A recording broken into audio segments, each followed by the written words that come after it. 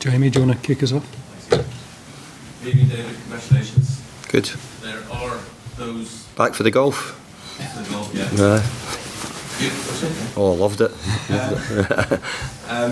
There are those iconic goals that are just played time and time and time again. And Dec's goal tonight is perhaps the greatest goal ever scored at the stadium, you think? Well, certainly people who might know better than me, but it was a fabulous goal. Individual, sort of Roy of the Rovers type goal. You know, you dribble and you beat somebody, and you do it again, you go on and you score. So it was he's some player, great ability, and that goal just summed him up tonight. Personally, from your own point of view, so it brought this club to European semi-finals in back-to-back seasons. That's an unbelievable achievement. I'm smiling saying that. You know, by the way, I'm a huge football man. I watch football, always have done all my life. And I don't know if I could think back to when West Ham maybe had back-to-back European football semi-finals. Maybe they have, maybe somebody would correct me and tell me there was times. But I'm saying to myself, as 2 semi-finals of European competition, great credit to the players. They've done a brilliant job. Not only that, we won the group last year, we won the group this year. You know, went through in the quarters against big teams, and tonight, I've got to say, Gent made it really difficult for us over the 2 games. In the end, you know, we won quite comfortably, but it didn't feel comfortable, I've got to say, because they made it hard for us. Sam? Is that a sign of how much more there is to come that he can do that? Well, I'm not but anyway, if MD didn't think he could do that, then you're completely naive and you don't watch close enough if that's the case. He is some player, and that's why we value him so highly. Simon? How much better can he get? Well, he's still young, you know, he'll learn a lot of things, you know, he'll play differently at times in his career, but at the moment he's got so many parts to his game, and he doesn't always show them, partly because he's got a good personality, but he could show his personality even more, and if he does that, then you'll see so many more sort of aspects of his game, what a lot of people probably think isn't there, but let me tell you, it is there. I know you're interested in West Ham, but how much is your experiences with England over the last couple of tournaments?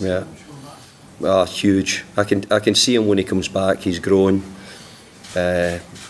quicker, bigger, but also getting the chance to work alongside the quality of players which they've got, and a great coaching staff at England.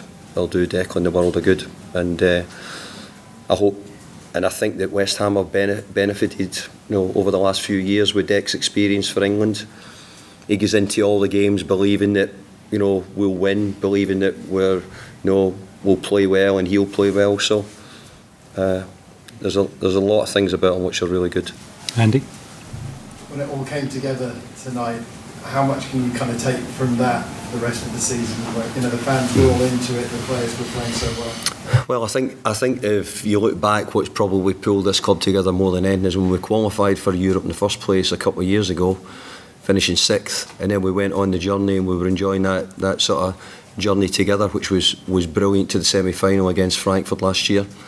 And I think it's the same. I think this year this competition's kept our positivity, kept everybody going, when we're obviously in the middle of a difficult season for us. But I have to say, when we've needed to, we've pulled out the results, and we pulled out another one tonight. Kieran? David, is the Alkmaar next? What do you think about Ty? Do you see that the water drives up presenting? Well, I'd never. Well, we are. I think we were. I'd never be that presumptuous. But MD, who knows much about it, the last I looked, they were 3rd in the Dutch league, just behind Ajax and I think PSV. Their team full of young players. Their model is very much developing young players, and they have some really top talent in their ranks. Lots of good young players, and the odd experienced player here or there as well. So I think when you've got momentum, when you're 3rd in the division, then that's where I would say they're showing that they've showed sort of consistently good form for most of the year. Was there anything specific that you said at half time? I wasn't that happy because I thought that we had played well. I thought we were still the better team, but I was disappointed that we'd given a goal away and we hadn't really made enough chances to really work the second half. And I was even more annoyed at the end of the game that we missed 2 in the first couple of minutes. We get a penalty kick, and then actually later on that I thought we abused opportunities to score more later on. And I don't know, I've not seen Jared's goal back, which was chopped off. I think somebody felt the feeling was it should have been a goal, but I've not had the chance to see it yet. Jordan? It's not been often this season when you've scored 4 in a game and No. taking chances when you need to, but is it just nice to be able to watch a game and you look like scoring more than 4? Yeah. Well, the bit Jordan I'm more annoyed about is we didn't score the other ones. I thought that we missed it. Thomas, I think Mick just before we got the penalty, and then it obviously took the wonder goal from Declan to make it 3-1. And actually after that, when we went 4-1, I thought we had 2 or 3 big chances, and I thought we abused the opportunity to finish it off or get a good enough finish away. But look, if we're going to score 4 goals every game, we've not done it very often this season, so I'm thrilled. But what do you do when you're a manager? You're always looking for more. You always want to see people take their opportunities to score. There seemed to be a discussion when the penalty was given about who would take it. I think Zaid was talking to Lucas. Was it Lucas's? Was he the first choice to take it? No, it would have probably been Said. So they must have had a good discussion because they scored. You know what I mean? John T? David, just last one, Michail Antonio, he was seen looking quite badly down the touchline.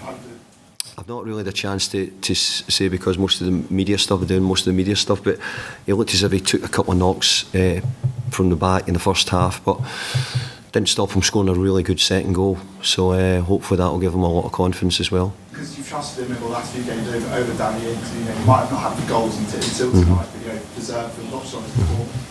Yeah. Done the last few good for you. I thought he played really well against Arsenal, and I felt tonight was if most of the players could continue the levels that we're at against Arsenal, it would give us a great chance of winning.